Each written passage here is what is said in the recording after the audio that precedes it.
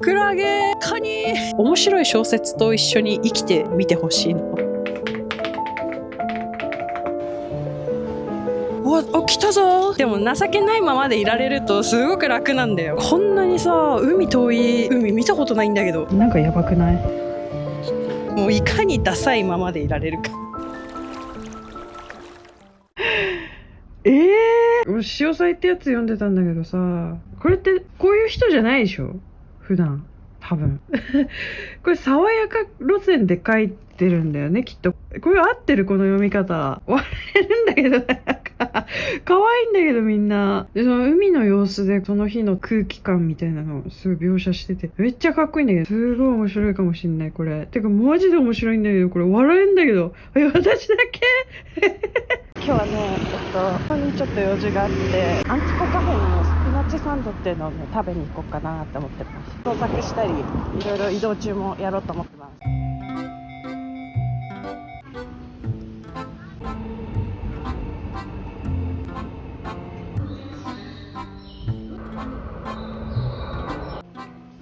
今ね、用事終わって六本木に来たんですけど、大江戸線ってさめっちゃ深いじゃん階段で登ったらマジでもうなんかかっこいい本屋さんあるけど、かっこいい本屋さん行くか。かっこいい本屋さん行くわ。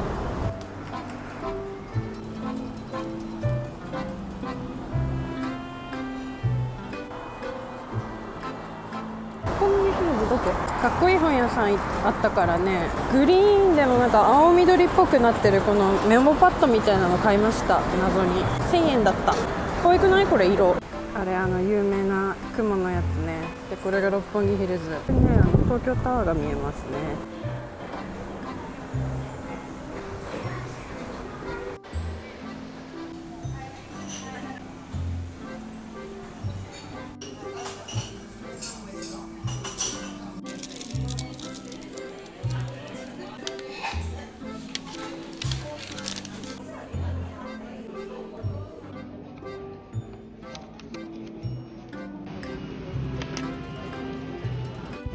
近所のアジトに帰ってきました。こ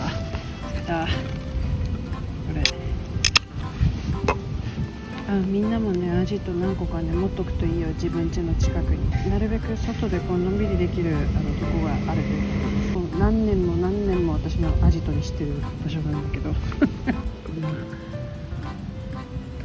もう家すぐそこなんだけども、すぐ帰んないで一回こうやってワンクッション置くのが好き。バーか居酒屋かこの屋外アジトでのんびりしてから帰るっていうのがいつもの流れです。小説ここでちょっと書いて家帰ろうかなって思います。満員電車やばかった。久々に乗ったらさ、もう東西線の満員電車なんてもう慣れてないってかなんかやばくない？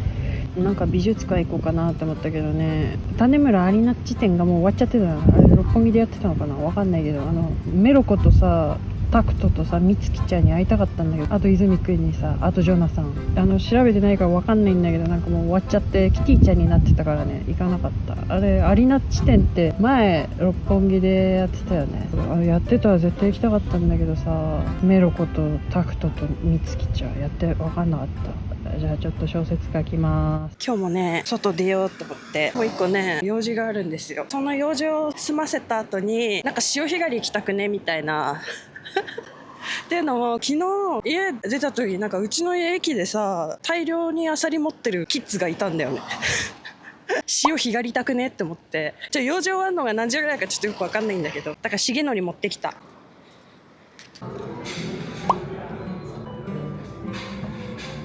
用事が終わってね、ちょっとダイソーでレジャーシート買って海にもう向かおうかなって思います。7階建てでなんか日本で一番でかいダイソーって言われてんだよ。ここなんだけどめっちゃでかいのこのダイソー。レジャーシート買ってきた謎の行動力で今から海に行くっていう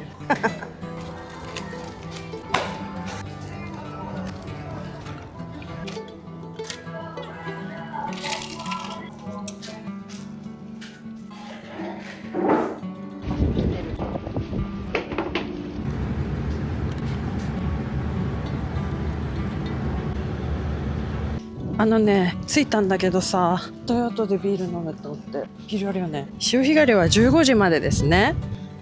来たぞ。すごい。なんかのんびりしていい場所ってある？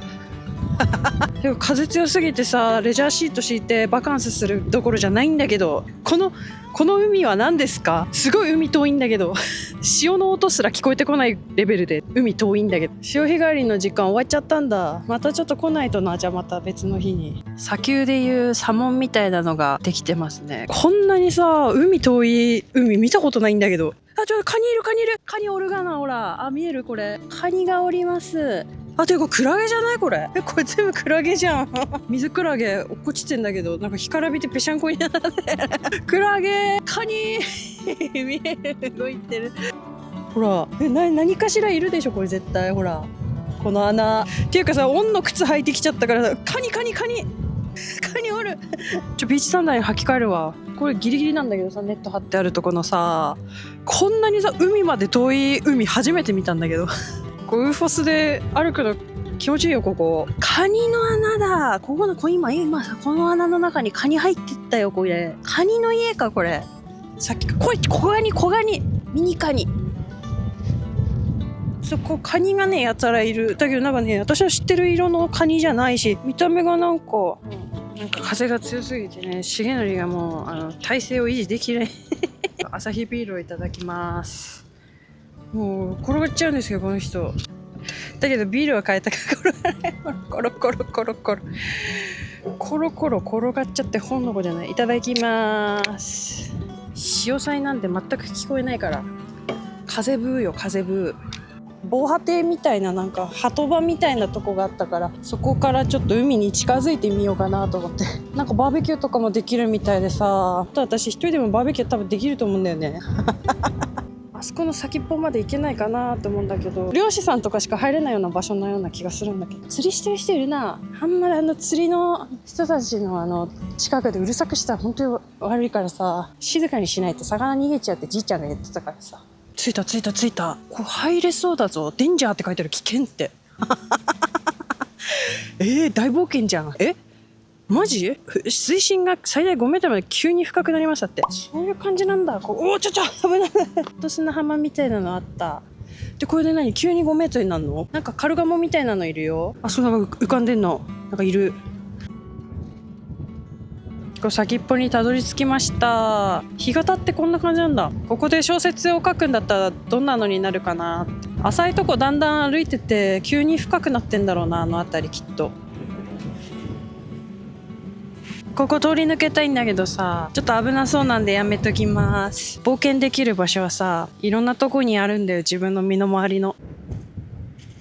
ここ帰り道語るね。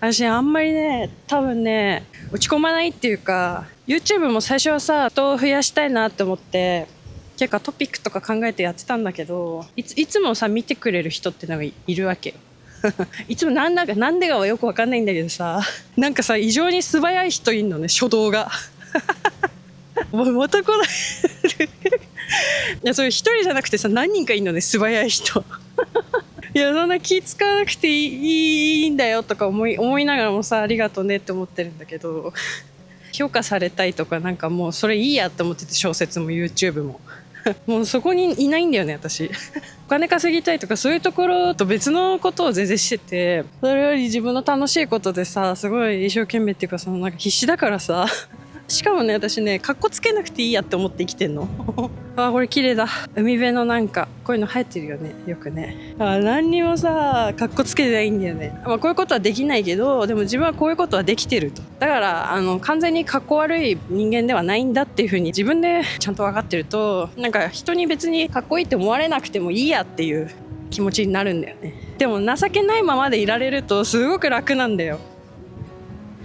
別にかっこよくなろうと頑張んなくてもいいやって思って、文章も YouTube もで、自分は自分のかっこいいところってもう知ってるじゃん。大体分かってるじゃん。それは必ずみんなにあるものだと思うから、1つや2つや3つや4つだから、頑張ってかっこいい人にならなくていいやって思っております。もういかにダサいままでいられるかっていうところがね、結構やっていくのもいいんじゃないかなって思ってます。かっこ悪い文章でもどんどん書いてやっていけたらいいなって思いますじゃあ帰ります。ありがとうございます。海遠すぎわろたって感じだったんだけどなんかビールでも飲んで帰ろうかな。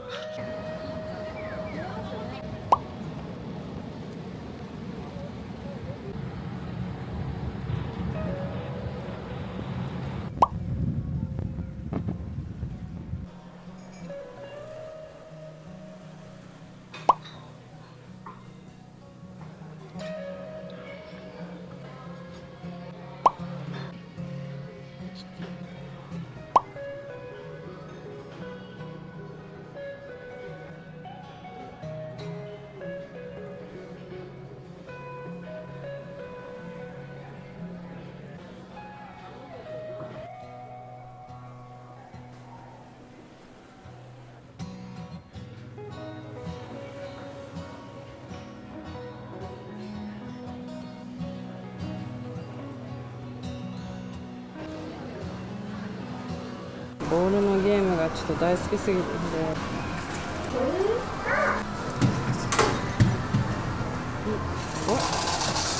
あれ終了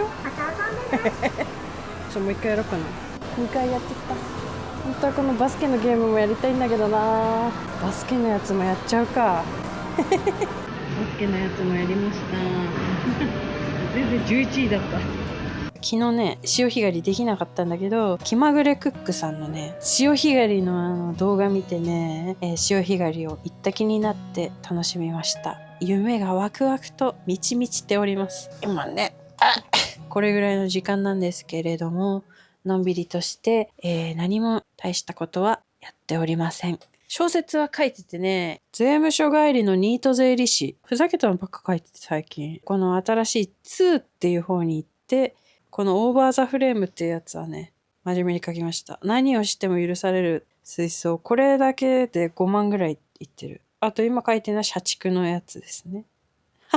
で、私が提案したいのは、じゃじゃん。最近ね、そのネット見ないで本読むようにしてんのよ。だから本を読んでみてほしいっていうこの話ですわ。これはね、なんか誰かインターネットの人がね、読んでたの。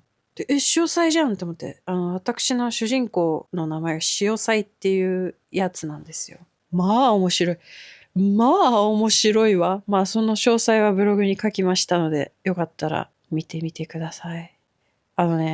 私は何を言いたいかって言って今この寝ながらカメラを回してるかっていうと、面白い小説と一緒に生きてみてほしいの。面白い小説が一個カバンに入ってるだけで、もう人生が本当に楽しくなる。かっけー、素敵だって思う小説が一個カバンに入ってるだけで、もう全然人生変わります、これ。その時間の過ごし方。早くいっぱい読まなくてもいいの。ただ面白いのが自分の近くに常にある状態っていうのがよかったよ。私これさ、持っていくのもこのまま手で。カバンに入れないで。で、ホームに着いたらもうすぐ開いて読むみたいな。結構さ、インターネット見ちゃうじゃん？その X やってた時代はさ、それがなんかさ、例えば、世界情勢の情報とかさ、なんか欲しい情報のものだったらいいんだけど、ただぼーっとこう見ててさ、なんかあんまり自分の人生と関係ないようなさ、論争とかを見てさ、で、なあだこうだ。まあそれもまたためになっていいんだけどさ、自分の創作とか、作ってるものをレベルアップするための試行錯誤を続けている人って、私がその SNS を見てる5分間の間に、こういう本を読むんですよ、きっと。で、その SNS がその駅のホームで電車を待ってるたった5分だったとしても、5分が1時間になったりするじゃん。そうすると私が1時間 X を見てる間に、1時間創作のためにさ、書きたい内容の職業についてだとか、面白い本を読んで研究したりとか、面白い映画を見たりとか、気まぐれクックさんみたいな創作のためになるような動画を見るだとか、小説家の人が語ってる言語化の方法とかの YouTube を見る人がいたりだとか、そういう1時間を過ごしてる人がいるでしょ？で、それが5分が1時間、1時間が2時間。で、トータル1時間だったとしても、それが1週間続くと7時間じゃないですか。それが1ヶ月だと210時間じゃないですか。ね。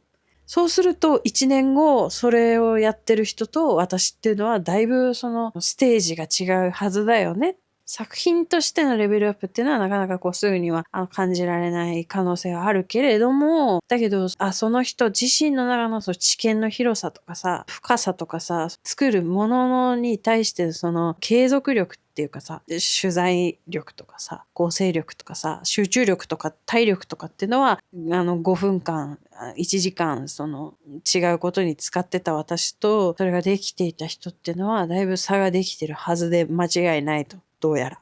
だから時間の使い方ね、やっぱりちょっと考えていきたいなって思っているのと、あとね、読みかけの本が自分の枕元にある時って、続き早く見たいなとか思ってさ、ワクワクしたりさ、この本すごくいいなっていうなんかパッションがやっぱね、湧いてくる。人生が加速する。それをね、安部公房先生とかね、この三島由紀夫の潮祭で久々に、思い出しました。SNS ってさ、いつ開いてもさ、誰かが何かお話ししててさ、いつ開いても何かが読める、何かが見れるんだけど SNS を持っててさ、ワクワクするっていうのはあまり、私の場合かもしれないけど感じない。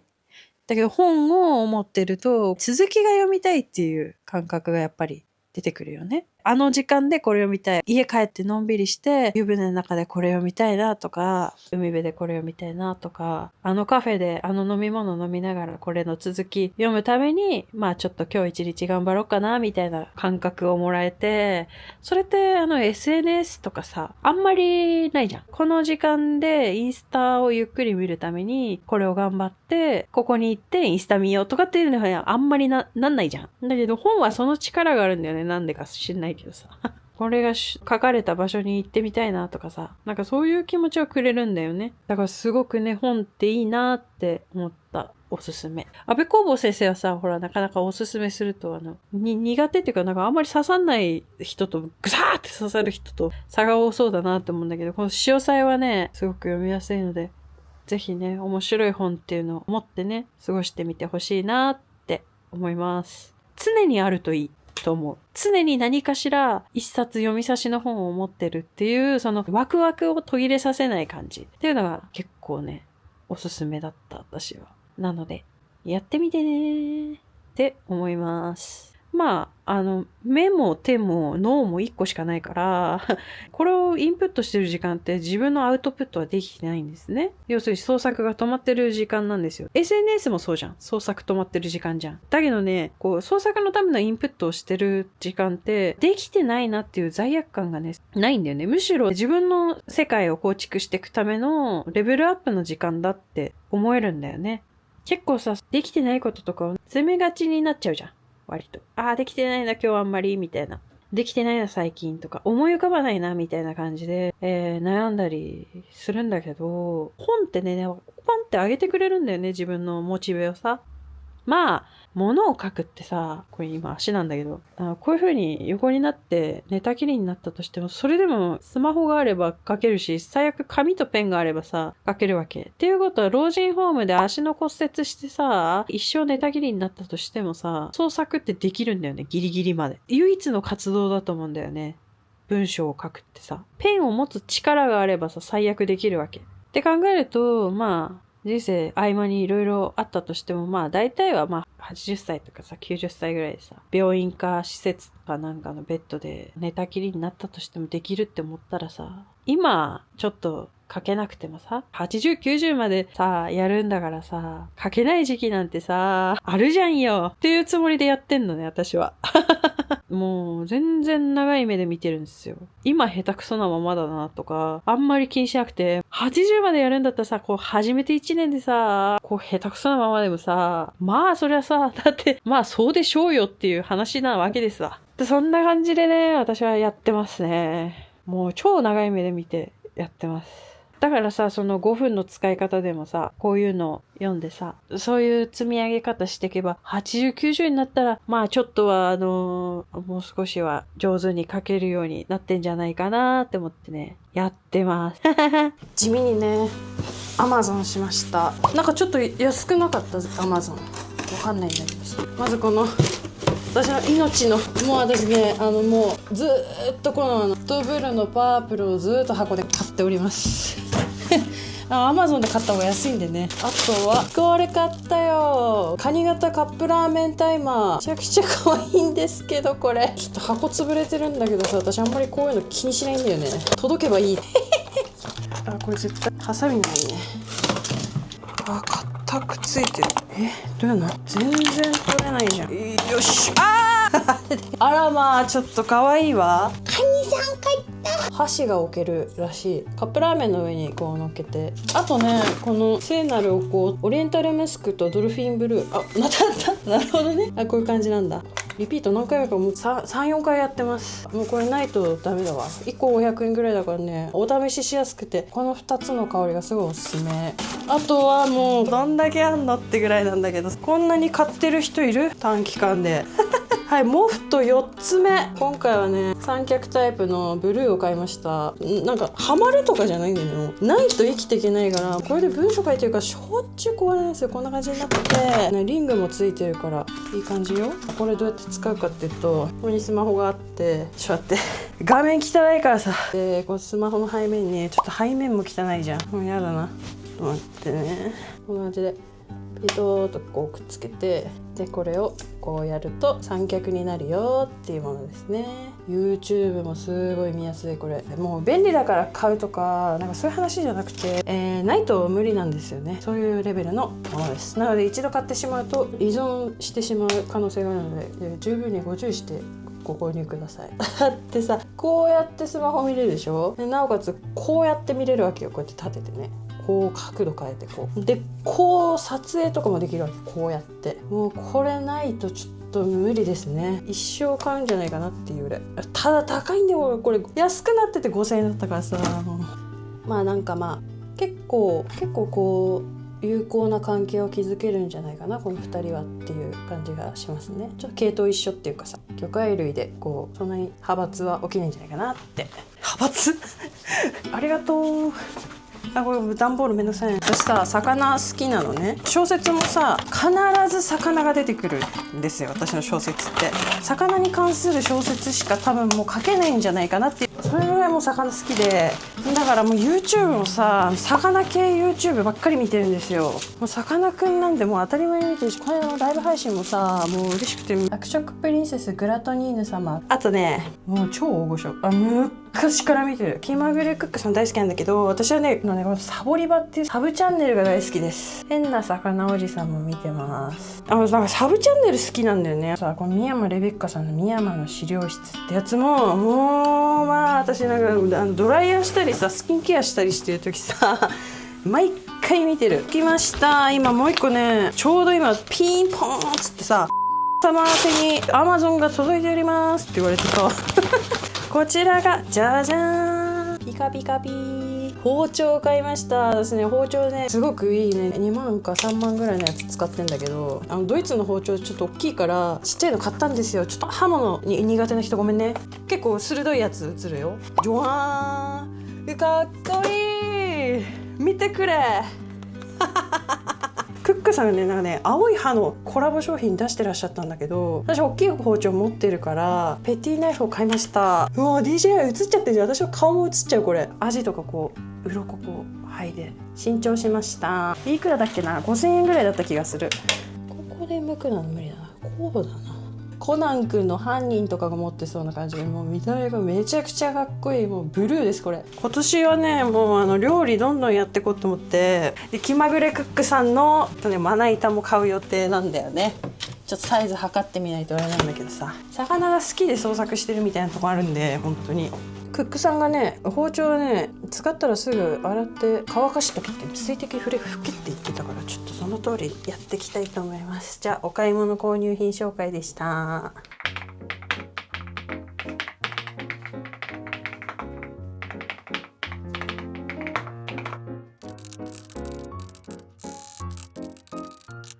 こう立てると、立ってこうふくらはぎをこう足の運動しながら。